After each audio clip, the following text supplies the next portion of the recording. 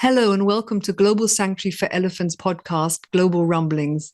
Global Sanctuary for Elephants, or GSE for short, is a non-profit organization with a mission to create vast safe spaces for captive elephants where they are able to heal physically and emotionally, often from very traumatic pasts. I'm your host, Nadia Mari, and I'll be taking you to the lush jungle of the Mato Grosso region in central Brazil, home of GSE's initial project, Elephant Sanctuary Brazil. Currently home to 6 female Asian elephants, lovingly referred to as the girls. Hello, welcome, and thank you for joining Global Rumblings this week. This week's episode is all about Guida and Maia, 2 former circus elephants, and the first elephants to set foot in Elephant Sanctuary Brazil. So let's head on over to Brazil, say hello to Kat and Scott Blaze. Hi, you two. Hey, Nadia, how are you? Hi, Nadia. How's it going? I'm fine. We're staring at macaws flying by. Sorry. I just realized neither one of us is saying anything. We're distracted. A moment of silence as macaws grace the valley in front of us. So it never gets old. Okay, I'm just getting some weird technical pop-ups coming here into my screen, confusing me. And totally got me off track. So yes, today's episode, we are welcoming our first, or your first, elephants.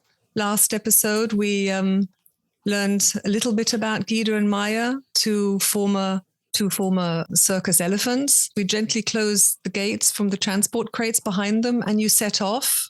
And then, I don't know if you remember, because it's 7 years ago, how the journey went. It obviously went well because you arrived safely at the sanctuary. So how did things unfold after that? Well, it started by the second truck that was leaving. Guida's truck pulled out first. Maia's truck went to pull out and grabbed the post, the wooden post that was supporting the electric line to the owner's house, and proceeded to tore the electric line down. So after that little adventure, we got on the road, and overall it was actually a pretty decent trip. It was the first trip in Brazil, which was vastly different than what we're accustomed to. All of the trips that we did in the United States, a lot of times we'd have, leaving some of the facilities, there was police escort. But for the most part, it was just the truck driver and me.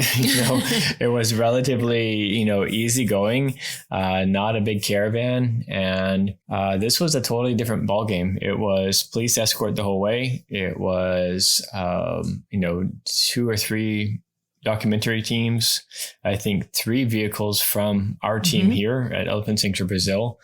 It was a big ordeal. It was a little more chaotic, from the people management perspective.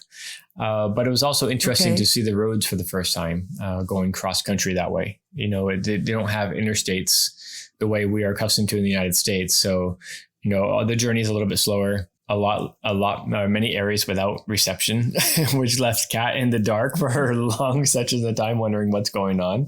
Yeah, because we weren't sure what reception was going to be like. We knew it would probably be an issue, but there was, I think it's the day before last, where there's like 6 hours where you guys get nothing. And it's like, they've gone into a hole. So you didn't join in the first rescue. I mean, I remember the other rescues I've been following, and you stay at home and prepare everything and get everything ready for sanctuary. But as this was your first rescue, you didn't join then either.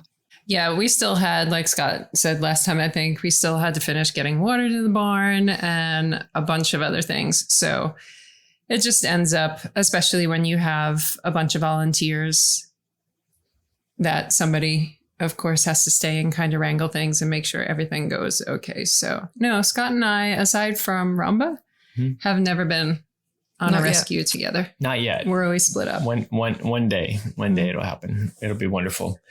And it's not Ramba's relocation here. It was Ramba's relocation from the circus to the safari park in Chile. Returning down memory lane all over again. No, this was a much easier trip than that. Longer, but less chaotic than Ramba's first little excursion.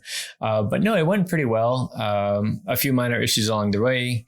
We left somebody in an abandoned gas station because there were so many people. We were actually we stopped to get gas and found out that everything was closed. And so we all jumped back in the vehicles and headed on our way. And then we found out at the next stop that somebody was missing. So I had to drive back 30 minutes with that many people, 15, 18 people, and people in different cars at different times because of different conversations that are happening, different recordings that are happening while going down the road.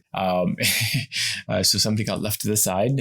Fortunately, he was a good sport about it. And, it wasn't an elephant, it was a person. So it's all good. And but yeah, everything was pretty uneventful. Got to the sanctuary and yeah, not a lot happened on that. No, Maya got a little anxious towards the end.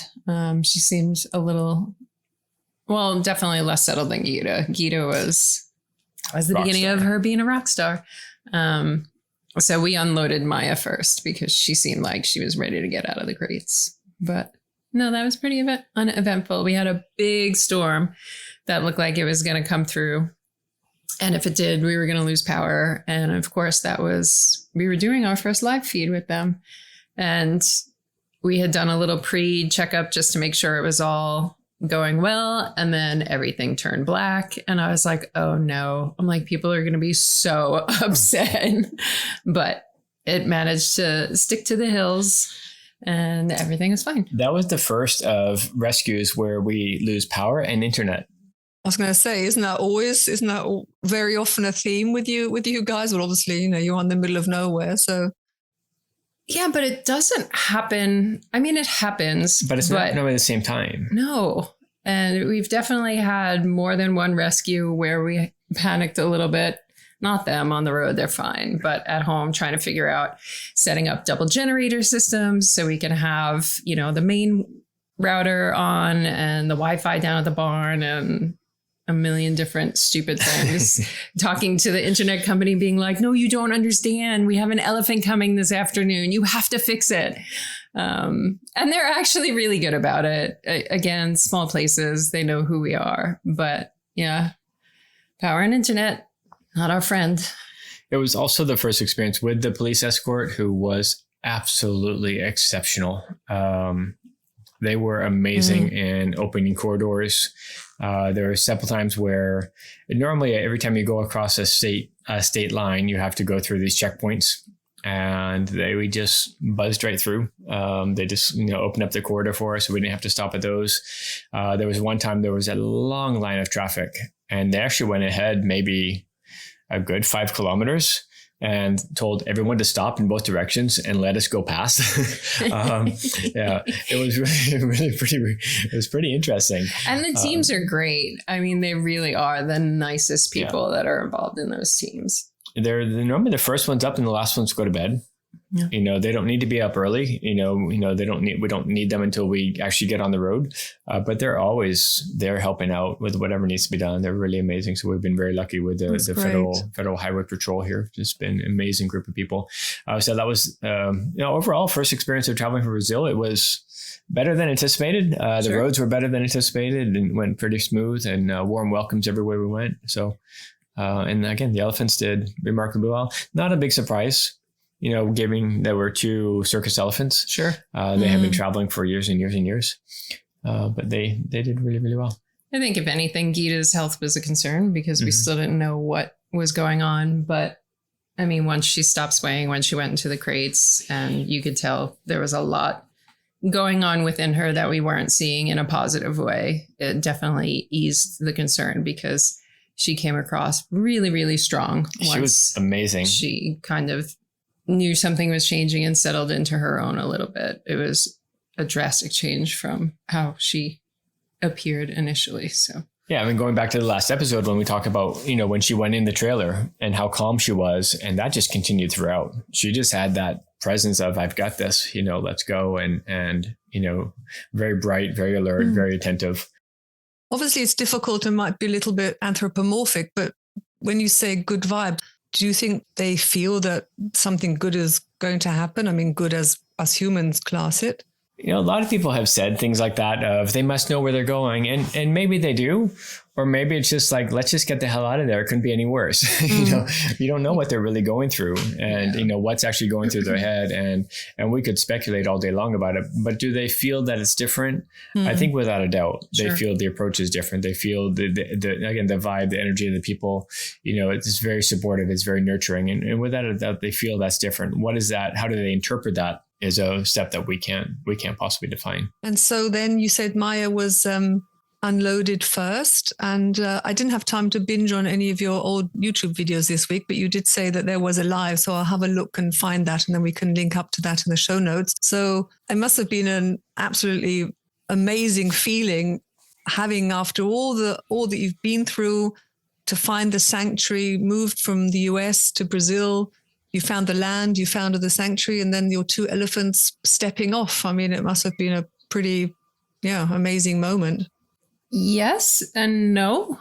I don't want it to sound like, yay, they're here and we have no more worries, because there's still so much more responsibility that goes along with it. We knew they didn't get along at the circus. We knew Maia was aggressive to Guida. At that point, we only had 1 yard, because it was all we had the time and the money to build before they could come. So they got here and Maia unloaded first. And it was our first introduction to what is still a personality trait of Maia, who pressed on different areas of the barn, pushed on different pipes, looking to see how strong everything was, which was very entertaining because, I mean, it's built well, but she's an elephant. Looking for the weak point. There's got to be a weak point something. I can break something somewhere, certainly. Yeah. So she did that while we unloaded Guida. And then by the time we unloaded Guida, it was dark out. And Guida, we had closed Maia over into the one stall in the care center. It's an open air space, so it's not closed in, it's not dark. They can see the entire habitat around them, which, as you know, is stunning. But Maia was closed in the one stall. We let Guida into the other. She stepped off right away, from what I remember. So did Maia. I mean, sometimes there's no hesitation. Hang out in there, as Pocha and Gishmina did, for 8 hours. But they stepped out right away, and Guida went over to Maia, and Maia reached out, and I could still see it in my head as clear as day. And Guida pulled back almost right away. She definitely was not ready to be touched by her. And we were like, okay, we'll have to just see how it goes. And when they get there, they're usually tired. You know, every elephant has been traveling on the road, even if it's just a couple of days. People can relate. You know, you take an 8-hour drive and you're ready for a nap. So we keep them in the elephant care center just to give them a chance to rest, relax without being overstimulated. It's such a different life for them. Everything's so new. We don't want to essentially push a tired elephant into that scenario. We want them to drink. We want to make sure they're eating. They dust. Essentially, we certainly don't have to ask them to take a nap. They're pretty much always ready to crash out on a nice sand pile when they get there. So it was an interesting night. We kept them closed in for the night like we generally do for everybody, because it seems like everybody gets here at night. That part of it is the way the trip works. You know, it is stopping late enough, close enough the night before that we can get here at a reasonable time. But even with that, it's the last leg of the trip it's long. Yep. You know, the dirt roads, and the roads were really bad at that point, much slower. So all of that is more delayed than normal. And because of their relationship with each other, we decided we would sleep at the barn to make sure that everything was okay between them throughout the night. I think for me, that was once everybody's gone. You know, it's typical. This happens not just with Maia and Guida. It's typical with these relocations. Once the media leaves, once all the authorities leave, once, all the other team members from Elephant Sanctuary Brazil leave, and we can just have that quiet time. That's when it really starts to set in. That's when it really starts to feel like, wow, it's really happening. And I didn't mean to skip over your question. I mean, it is essentially with every elephant rescue, the trucks pull up, Scott walks up, I walk out, and it is always that even when there is concern, it is that moment of joy of, hey, you brought an elephant. You know, I think it was a Pocha and Gishmina was our anniversary, my birthday. I don't know, one of those. And I was like, you brought me elephants for my anniversary. We brought the elephants for your birthday, and then we brought them for you. We brought them for your birthday as well. We do pretty well with celebrating your...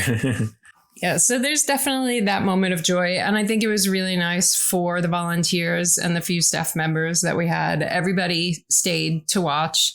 You know, everybody was sitting back by where the media was. Is that the one where like one person tried to clap and everybody was like, shh? Yes. But we try to create the atmosphere of, you know, this is their first step into their space, you know, and everybody almost instinctually becomes quiet. You know, everyone becomes really kind of low key, you know, and just to appreciate that moment of those first steps, you know, it's a big feeling and you don't have to like force people to feel it. It just comes very natural that people are like, oh my God. Yeah. And one person went to clap as soon as they stepped off.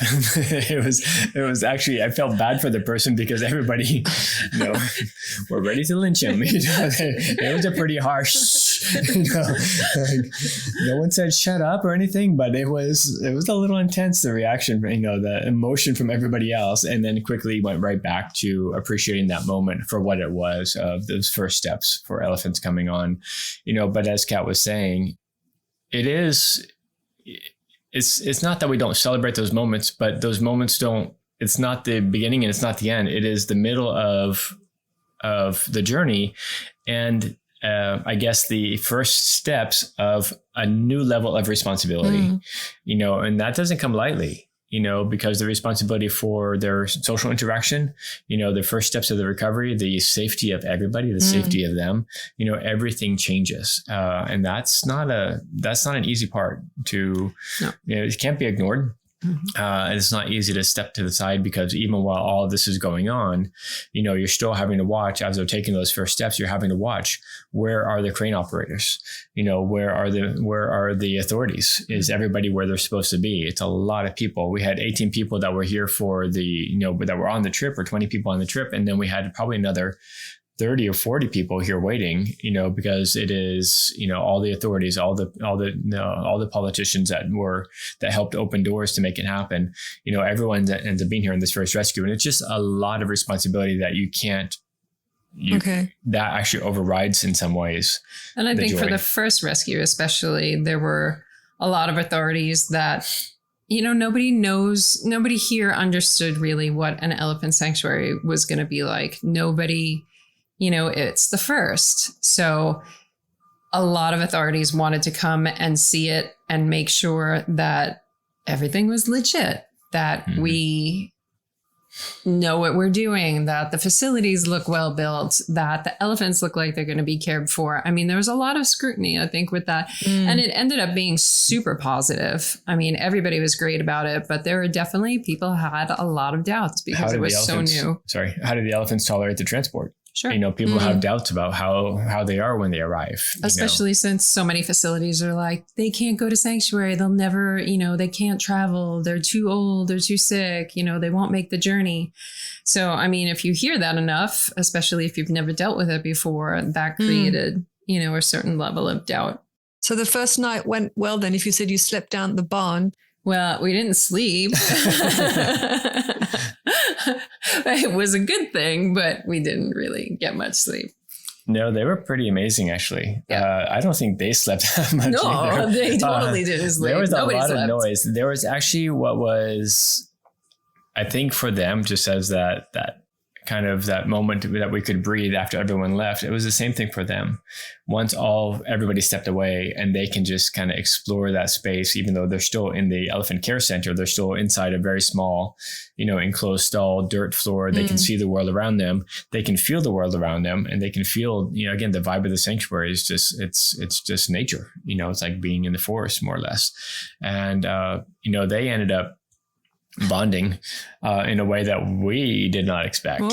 They were side by side all night long, touching on each other all night long, vocalizing. I was going to say about every 30 or 40 minutes, they would have this big trumpet, squeaky rumble. And the first time, of course, you get up not knowing, is this positive? Is this negative? Where in that scenario does it fit? Because we've talked about it before. All of those noises can be positive and negative. You have scared trumpets, you have insecure rumbles. Just because you're hearing these vocalizations doesn't mean that it's a party between the two. So we quickly got up and turned on the lights to see what they were doing. Aww. And they're like touching and being all cute. And they're like butt to butt. And we're like, wow, okay, this is good. Then we'd lay down and shut the lights off and everything would be quiet. And 30 minutes later, which again, I will absolutely take no sleep because like Scott said, it was so nice to see, especially after you're not talking about a poor relationship that's lasted 5 years. This is over 40 years that they've been on circus together and have not had a remotely decent relationship with the two of them. So to see this huge shift, literally overnight, which is one of those things we always say, it's like sanctuary doesn't change every elephant the second they walk off, the transport container. But their relationship, I think it's the only one I know of that literally changed overnight. Mm-hmm. Yeah, the magic starts right away. Sure. I mean, you can see it in everything about them. I think I don't remember if we talked about it with Ramba yet. When she arrived, after her difficult journey, and people that were on the journey with her, they said, this is a different elephant already. And she was just her first steps off the transport container. And you see the light in their eyes change. You see their facial expression change immediately. Of course, the recovery is much longer. Sure. This is just day one, and it isn't all linear. Sometimes with that recovery from these intense traumas, it does take some time. And does have ups and downs, and it can be really convoluted.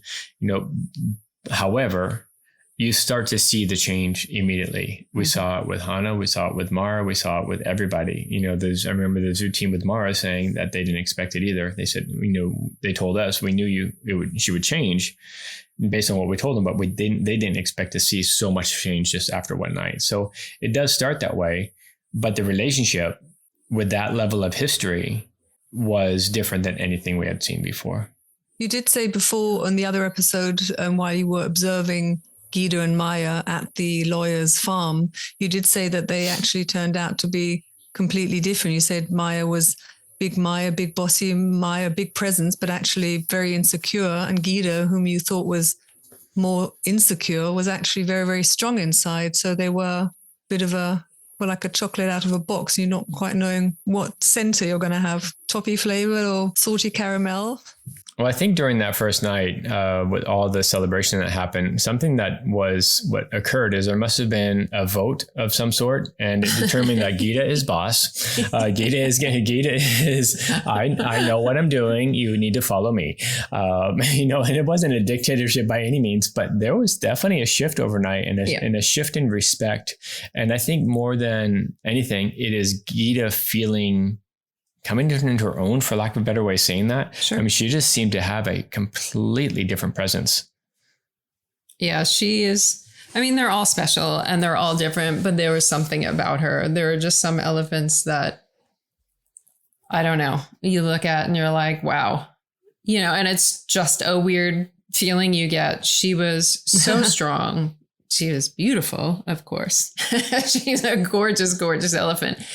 But even just looking into her eyes, there's just something about her. And clearly, once she felt she was able to express that, Maia was like, all right, I guess you can be boss. There was no arguing. No, it was, we woke up that morning at sunset because, of course, there wasn't a lot of sleep. And sunrise, sorry. There wasn't a lot of sleep to be had. And we're sleeping outside on hay bales, I believe. So it wasn't very comfortable and it was very bright out. And they were still side by side at where the stalls come together, and they were touching trunks and holding each other's legs. So we were like, okay, let's see what happens. You read the room, you see how they are with each other. and they seemed great. And it was a little hard to believe. Again, we know sanctuary is transformative, but it was so different so quickly. So we opened up between the two of them in the barn, just to try and not create a chase scenario if you give them a big space and that sort of thing, you know, trying different steps that if it didn't go well, we had more of an ability to try to get the situation into a good place. But they were great. They were like, okay, we're best friends. And I was like, really, this is how this is going to go? Awesome. So we opened up the barn and let them out into the first yard. And it's actually, that snippet of video is in, I think their 2nd year anniversary video is genuinely their first steps out of the barn. And one of them trumpets, the other one rumbles. They start rubbing their bodies on each other and they just start grazing. And it was beautiful. We are very privileged to be able to be part of that for them. I can't talk because I'm going to cry. It's amazing thinking back on those moments because we don't often take those times. And it's actually been something that's pretty special for us, I think, during these podcasts is to go back and kind of relive that, you know, the good and the bad and the journey that brought here, because everything goes by so fast and at the same time so slow sometimes, you know, waiting for things to happen. But it's been a short few years and a lot has transpired. And so much has happened in the time we've been here. To go back and think about that first day. And then I think it rained that day and then they're playing in the mud and they're rolling together. It's just, again, Nadia, there's no words. There's no words to fully describe what it means for these elephants and for us to be able to witness that and be a part of it. As Kat said, we are very privileged, and it's just remarkable at what Sanctuary does. Yeah, I think in that 2-year anniversary is always also a snippet of them playing in the mud together. And again, you know, they looked good. They looked like they were, you know, all good with each other, but it's, you know, not even 24 hours. So you kind of celebrate it and you try to be in the moment and really enjoy it. But at the same time, you have to be looking at things like, if this happens, what do we do to separate them? How do we do this? I mean, it's just part of being responsible for introductions of elephants and so on and so forth. So it rains and Maya starts getting all squishy. And we talked about the mud that they stood in was just disgusting. So at the lawyer's place. So, I mean, it seems like so many of the elephants that get here all feel so dirty. And they so appreciate fresh dirt, fresh mud, you know, a mud wallow, a shower. I mean, it seems they almost act like it's the best thing that has ever happened to their life. And it's so great. You know, it's so nice to watch. But Maya got all squishy in the mud and she was down on the ground and Guida's like on top of her, trying to straddle over her. And Guida is like this waif of an elephant who's like 1,500 pounds underweight. And she's like trying to straddle over her and scratching her belly, rubbing it on Maya's back. And it was so great. And everybody that was there, and it was just our inside team at that point that was there, and some of the people that had been on the transport that, again, are our team, were there. And it was just, you looked around and everybody had these giant, super cheesy smiles because it was so hard to really believe that it was going to be this easy and they were going to do that well with each other. And they did. Within the elephant community, there's always conversations. Anytime you talk to anybody that works, you know, in zoos or, you know, works in other sanctuaries, they all ask about introductions. How do you do the introductions? You know, and this one is different because they knew each other, but also, you know, because they knew each other and had 40 years of negative, you know, it would be atypical to just, you know, quickly open up the doors. Sure. You know, so you have to gauge what are they showing you? What are they exhibiting? You know, as Kat said earlier, read the room. And they were telling us, hey, we're all good. You know, we've got this. But that was also I mean, 2 days of beautiful, celebration, or 3 days or 4 days, whatever it was, those first several days was just, remarkable every step, and amazing to watch this emerging journey and the emerging budding relationship. But it was just the beginning of a really fascinating journey of truly finding one another. It was positive. It was incredibly positive to see, but there was still a history. Mm-hmm. There was still a lack of trust. There was still of learning what it means to be a friend. They are getting along, they're playing in the mud, but they weren't friends yet. They were not, really close even at that point. It actually took several months for that to emerge. And for me, of all the things was when all the things in their journey and their transformation is when we saw that true spirit of one friendship. And that took some time to evolve because of trauma, because of captivity, because of their history together. Sure. They're learning and discovering not only who they are, but as individuals, but who they are as friends. But it was a really fascinating journey, those next weeks and months that followed. Was there any necessity then within that first week or months to ever separate them? Because I don't quite remember how big the first yard was or is. No, we had, Guida did square off to Maia at one point, and we were like, whoa, really? It was in the barn. It's like, you are way smaller than her. Not only was Guida not healthy, Maia's a tank. Yeah, and they were in the barn, and we saw Guida turn straight into Maia, and like, oh no, what's gonna happen? And they just stood there head to head for what seemed like an eternity, but was probably 30 seconds. It seemed like an hour. And then they both kind of took a half step back and just went back to being who they were. That wasn't, but there were definitely times where they took time away from each other.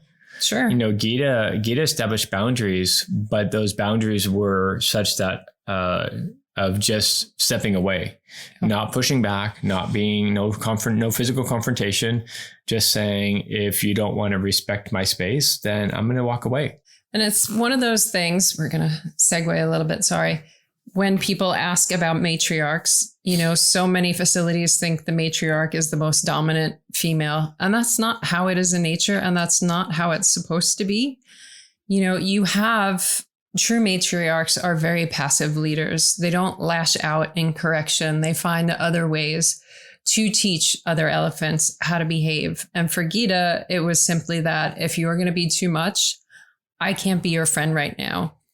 Because there was one night where Scott was away and I went to do 10 o'clock feed. And for some reason, Maia was off the rails happy. She was trumpeting and throwing things up in the air and spinning and putting her head down. And she was out there. And at one point, they were near the fence right next to each other initially. And Guida just left. And I mean, Maia's energy was intense. It was intense to the point where I walked her away a little bit with hay to get her to start eating food so she could calm down. But before I did that, Guida's like, nope, I'm leaving. She's like, you're just too much. And I'm still at a point where I'm not comfortable when you go in this direction. Because it can go easily from that exuberant play to aggression, even not like fighting or being, causing physical harm, but not playful anymore. Yeah, it's a fine line sometimes. This just part of it is learning how to control their emotions.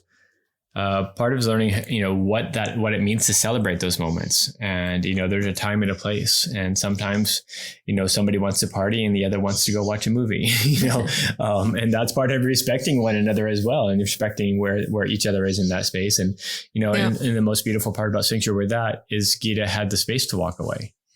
If she didn't have that space, then it could and more likely result in some sort of aggressive confrontation. So much to discuss. And I'm just looking, just getting a signal that we've only got a couple of minutes left. So we're on a cliffhanger again. We'll catch up next time and continue learning more about Guida and Maia. because I've got a few questions I've just remembered. Nocturnal, because you said they'd like to go outside and especially at dark. So maybe we can pick up whether elephants are nocturnal and whether they are maybe more confident when it's dark. But we'll talk about that in our next episode. So I'll let you two go. You've got a busy day. Yeah, catch up until 2 weeks' time. Thanks again, Nadia. We appreciate it so much. And we look forward to talking next time. Bye. And on that, sorry to leave you all hanging again on Maia and Guida's journey, or another cliffhanger, as you said.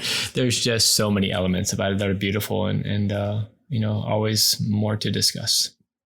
Okay, bye.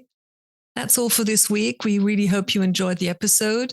If you did, then don't forget to subscribe and do take the time to leave a friendly review and a rating to make sure that this podcast is shown to more people. Until next time, take care and thank you.